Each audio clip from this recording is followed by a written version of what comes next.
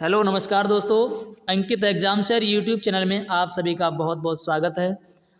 ये 10 का दम सीरीज रीजनिंग में चल रही है और यदि आप सभी लोगों का इनमें जो स्लाइड दिख रही है, किसी का भी एग्ज़ाम है और जिसमें रीजनिंग पूछी जा रही है, तो ये आपके लिए बहुत ही हेल्पफुल होने वाली है। और इसमें हम वही प्रश्न करवाने वाले हैं जो एसएससी जीडी एग्ज़ाम सन 2018 या 21 में प्रीवियस ईयर क्वेश्चन जो बहुत बार बार पूछे गए हैं और जो आने की संभावना भी है। तो 10 प्रश्न रहने वाले हैं इस वीडियो में और ये 10 टाइप के प्रश्न होंगे, तो ये बार बार रिपीट होने वाले प्रश्न हैं। तो आइए, ये 10 कदम सीरीज आप सभी लोगों का एसएससी जीडी का या किसी अदर एग्ज़ाम की तैयारी कर रहे हैं तो जो है आपके लिए ये बहुत ही हेल्पफुल होने वाली है। तो चलिए स्टार्ट करते हैं और देखते हैं। कॉपी और पेन लेकर के बैठिएगा, पहले वीडियो वॉच करके क्वेश्चन को करिएगा, इसके बाद में आप इसका सलूशन देखें। चलिए स्टार्ट करते हैं। क्वेश्चन है आपके सामने, यदि किसी महीने की 2 तारीख रविवार को पड़ती है तो उसी महीने की 31 तारीख को कौन सा दिन होगा। उसी महीने की 31 तारीख को कौन सा दिन होगा। तो चलिए देखते हैं इसमें, यानी 2 तारीख है। 2 को क्या है आपका, यहाँ से देखेंगे 2 तारीख को संडे है। क्या है, 2 तारीख को रविवार है। ठीक है, 2 तारीख को देखिए 2 तारीख को रविवार है। अब ये आप सभी को पता होगा, मैंने कैलेंडर का जो कंप्लीट वीडियो यानी पूरी एक जो है क्लास ली है, तो उसमें मैंने पूरा का कॉन्सेप्ट बताया है इसमें। तो देखिए, यानी हर 7 दिन के बाद वही दिन रिपीट होता है। तो 2 में हम जब 7 जोड़ेंगे, 2 में 7 जोड़ेंगे यानी 9 तारीख को क्या होगा आपका, फिर रविवार होगा। फिर इसके बाद में देखेंगे 9 में हम 7 जोड़ेंगे तो कितना, 16 तारीख को फिर क्या होगा, रविवार होगा, फिर रविवार होगा। और फिर हम जब जो है 16 में हम 7 जोड़ेंगे तो 23 तारीख को, यानी 23 को भी क्या होगा, रविवार होगा। फिर हम इसमें 23 में 7 जोड़ेंगे तो 30 तारीख को, 30 को भी क्या होगा, रविवार होगा। ठीक है, जब 30 को रविवार होगा तो इसमें कह रहा है कि 31 तारीख को, उसी महीने की 31 तारीख को कौन सा दिन होगा। जब 30 को रविवार है तो 31 को क्या होगा, 31 को सोमवार होगा। 31 को क्या होगा, सोमवार होगा। तो आपका किस ऑप्शन में है, ऑप्शन नंबर डी आपका राइट हो जाएगा। उम्मीद है आप जो है समझ में आ गया होगा। नेक्स्ट प्रश्न देखेंगे। प्रश्न है आपके सामने, यदि पूर्व को पश्चिम, यदि देखिए यहाँ पर ये दिशाएं दी हुई हैं, ये आप सभी को पता होता है। ऊपर क्या होता है, उत्तर होता है, ये पूर्व होता है और ये दक्षिण होता है और ये पश्चिम होता है, सभी को पता होता है। लेकिन इसमें कह रहा है कि यदि पूर्व को पश्चिम, यानी इसको क्या कहा जा रहा है, पश्चिम कहा जा रहा है। पूर्व को पश्चिम, पश्चिम को उत्तर, यानी पश्चिम को उत्तर। ठीक है, पश्चिम को उत्तर और उत्तर को दक्षिण, उत्तर को दक्षिण और दक्षिण को उत्तर माना जाता है। दक्षिण को उत्तर क्या कर रहा है, दक्षिण को उत्तर माना जाता है। ठीक है, यानी कह रहा है यदि पूर्व को दक्षिण तो पूर्व को, यदि पूर्व को पश्चिम तो पूर्व को पश्चिम बना लिया, पश्चिम को उत्तर तो पश्चिम को उत्तर बना लिया, उत्तर को दक्षिण तो उत्तर को दक्षिण बना लिया और दक्षिण को उत्तर माना जाता है। तो भारत में सूर्योदय किस दिशा में होता है, भारत में सूर्योदय किस दिशा में होता है। आप सभी को पता होगा कि भारत में सूर्योदय किधर होता है, पूरब में होता है। जब पूरब में होता है तो पूरब को क्या कहा गया है, पूरब को पश्चिम कहा गया है। क्या कहा गया है, पूरब को पश्चिम कहा गया है। तो इसमें आपका ऑप्शन हो जाएगा, देखिए पश्चिम कहाँ पर है, और पश्चिम ऑप्शन नंबर सी में है, तो आपका ऑप्शन सी राइट हो जाएगा, यानी पश्चिम। ठीक है, उम्मीद है समझ में आ गया होगा। नेक्स्ट प्रश्न देखेंगे। प्रश्न है, यदि प्लस का अर्थ भाग, प्लस का अर्थ भाग, माइनस का अर्थ प्लस, गुणा का अर्थ माइनस और भाग का अर्थ गुणा है तो दिए गए व्यंजक का मान कितना होगा। अब देखिए इसमें कह रहा है कि माइनस का अर्थ प्लस, माइनस का अर्थ प्लस, तो हम माइनस की जगह पे क्या रख देंगे, प्लस रख देंगे। फिर भाग, तो भाग इसमें देखिए कहाँ पर है, ये है, यानी भाग का अर्थ गुणा, तो भाग का अर्थ मैंने गुणा रख दिया। फिर यहाँ पर बोल रहा है प्लस, तो प्लस का अर्थ भाग, तो यहाँ पर मैंने भाग रख दिया। फिर यहाँ पर बोल रहा है कि गुणा का अर्थ, गुणा का अर्थ क्या है, माइनस है, तो मैंने यहाँ पर माइनस रख दिया। अब इनके बीच की जो है संख्याएं हम जो है इनके आउट में फिल आउट कर देंगे। तो अब देखिए, यानी यहाँ पर 85 हो जाएगा, यहाँ पर आपका 55 हो जाएगा, और यहाँ पर 75, और यहाँ 25, और यहाँ 50। अब देखिए, इतना करने के बाद अब यहाँ एक सूत्र होता है, मैंने पिछली वीडियो में भी बताया है कि भागु जो घ, भाग जो होता है, तो इसको ध्यान रखिए, वैसे बोर्ड मास का नियम फॉलो करता है। तो भा से पहले भाग करेंगे इसमें, तो 25 का भाग इसमें कितनी बार चला जाएगा, 3 बार। गुणा करेंगे, अब 3 का 55 में हम गुणा करेंगे, तो देखिए 85 सॉल्व करना है आपको सिंपली, और कुछ नहीं करना है। तो अब यहाँ पर 55 मल्टीप्लाई 3 माइनस 50 इतना है। अब देखिए, अब इनमें गुणा करेंगे, तो 55 का 3 में गुणा करेंगे, तो 85 प्लस 53 15, और 53 15 1 16 165 माइनस 50। अब भाग भी हो गया, गुणा भी हो गया, अब जोड़ करेंगे, तो जोड़ जब करेंगे तो 165 और 85 कितना होता है, 0 और 6, 8 से 14 1 15 कितना होता है, ये हो गया आपका, 1 मिनट दोबारा सॉल्व कीजिए। देखिए इसको ऐड कीजिए, 5 5 10 का 0, सॉरी 5 5 10 का 0, 6 8 14, और 1 15 की 5, और 1 और 1 2, 250 माइनस 50 आपका आंसर आ जाएगा। 250 में से 50 माइनस करेंगे तो कितना हो जाएगा, 200। तो ये 200 आपका जो है राइट आंसर हो जाएगा। तो इसमें ऑप्शन नंबर कौन सा है, ऑप्शन ए आपका राइट हो जाएगा, ऑप्शन ए राइट हो जाएगा। उम्मीद है आप समझ गए होंगे। नेक्स्ट प्रश्न देखेंगे। प्रश्न कह रहा है 5 व्यक्ति A B C D E एक पंक्ति में पश्चिम की ओर मुंह करके बैठे हैं। तो यानी एक पंक्ति ऐसी है और इसमें A B C D E 5 व्यक्ति हैं और पश्चिम की ओर मुंह करके बैठे हुए हैं, ठीक है। अब ये कह रहा है ए और बी एक साथ बैठे हैं, ए और बी एक साथ बैठे हैं। तो देखिए मैंने अभी के लिए यहाँ पर ए को बैठा लिया और यहाँ पर बी को बैठा लिया है, ठीक है। फिर कह रहा है सी दक्षिण सिरे पर बैठा है, तो सी को मैंने यहाँ बैठा दिया, सी को यहाँ बैठा दिया, सी दक्षिण सिरे पे बैठा हुआ है। अब देखेंगे और डी उत्तर सिरे पर बैठा है, तो डी कहाँ बैठा हुआ है, डी उत्तर सिरे पर बैठा हुआ है। ई बी और सी के बीच बैठा है, बी सी के बीच में कौन बैठा है, ई बैठा है। दक्षिण सिरे, यानी अब देखिए दक्षिण सिरे से तीसरे स्थान पर कौन बैठा है, दक्षिण सिरा कौन सा, नीचे वाला हुआ। अब इससे तीसरे स्थान पर यानी 1 2 3 तीसरे स्थान पर कौन है, तो तीसरे स्थान पर बी बैठा है। उम्मीद है आप समझ गए होंगे। नेक्स्ट प्रश्न देखेंगे।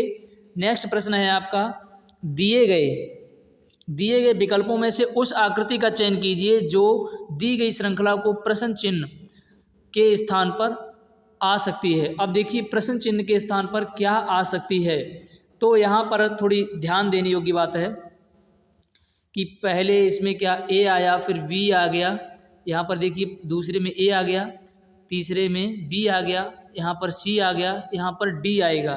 तो देखिए यहाँ पर कॉर्नर में डी किस में है, तो कॉर्नर में एक इसमें है, इसमें, तो ये दो आपने पहले ही हटा दिए कि कॉर्नर में क्या आना चाहिए, डी आना चाहिए।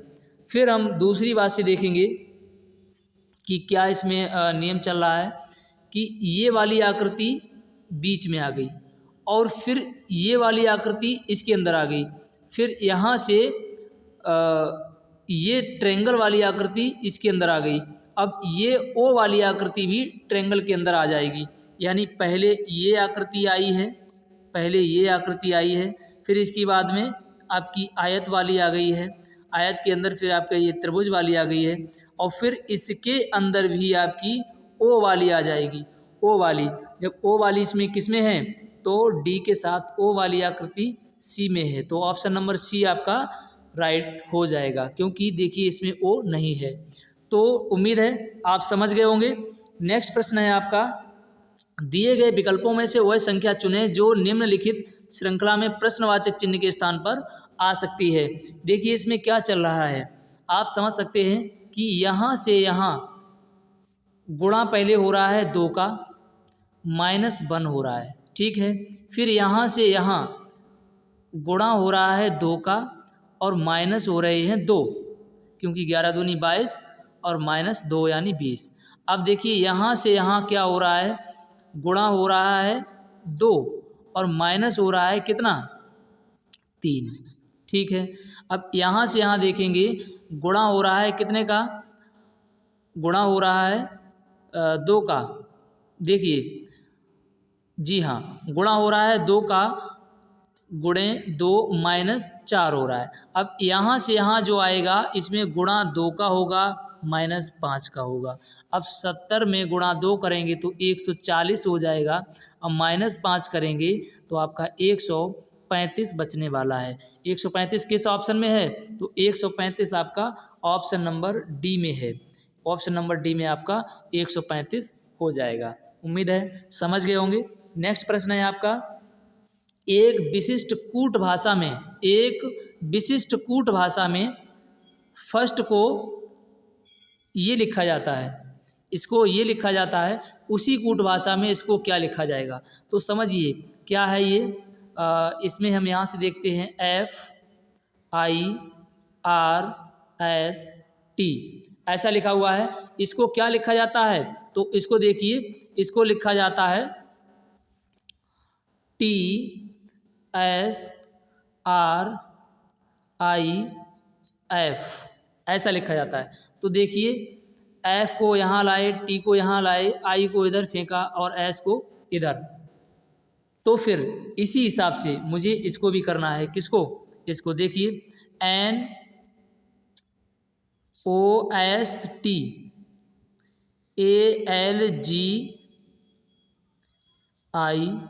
सॉरी ये इसमें बन नहीं रहा है, थोड़ा देखिए पैटर्न आप समझ ही गए होंगे, तो मैं इसको मिटा दे रहा हूँ। तो अब समझिए, इसमें यहाँ पर देखेंगे कि ये लिखा हुआ है NOSTALGIC ऐसा लिखा हुआ है। अब इसको क्या करेंगे, पहले हम इसको लेके आएंगे इधर, यानी C, फिर हम इसको ले जाएंगे लास्ट में क्या, N। अब देखिए C स्टार्टिंग में और N अंत में किस में है, तो 2 ऑप्शन मैंने पहले ही हटा दिए हैं।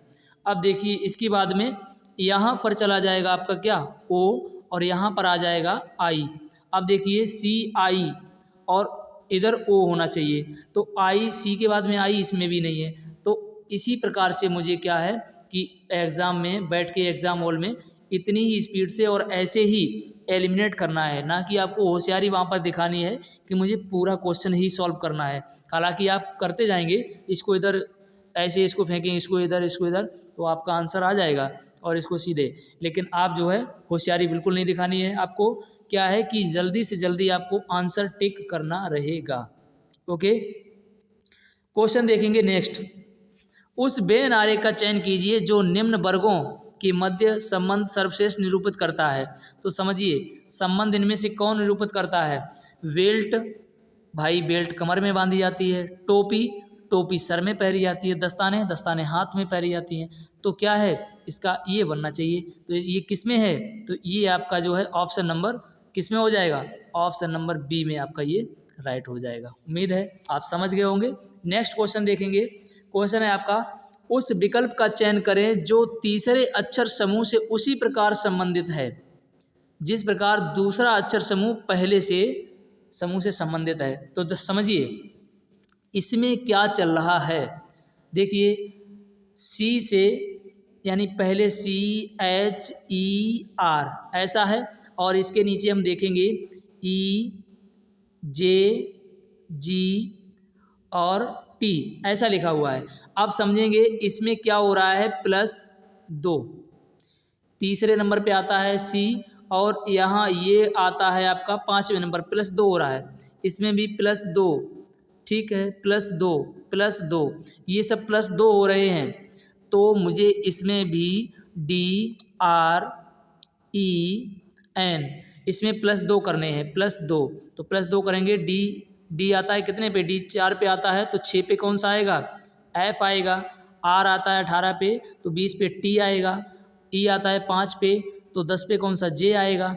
N आता है 14 पर तो 14 से 2 आगे करेंगे 16 पे P आएगा। तो FTJP किस में है, FTJP।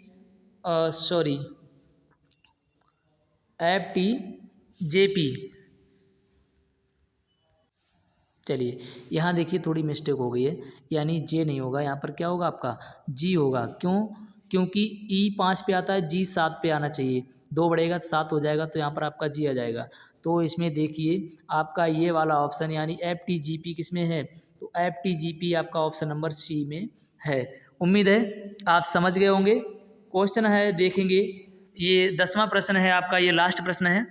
यदि दर्पण को दाईं ओर रखा गया, इधर होता है बायां और इधर होगा आपका दायां, तो देखिए ये दायां है, दर्पण को दाईं ओर रखा गया, ठीक है। तो दी गई आकृति के सही दर्पण प्रतिबिंब चयन कीजिए। अब सही दर्पण प्रतिबिंब हमें चयन करना है, तो एक चीज़ तो आपको यहाँ से तय बिल्कुल हो ही गई है कि ये वाला जो ट्रायंगल है ये आपका ऐसा बनेगा, ठीक है। जब ये इधर है तो ये ऐसा बनेगा।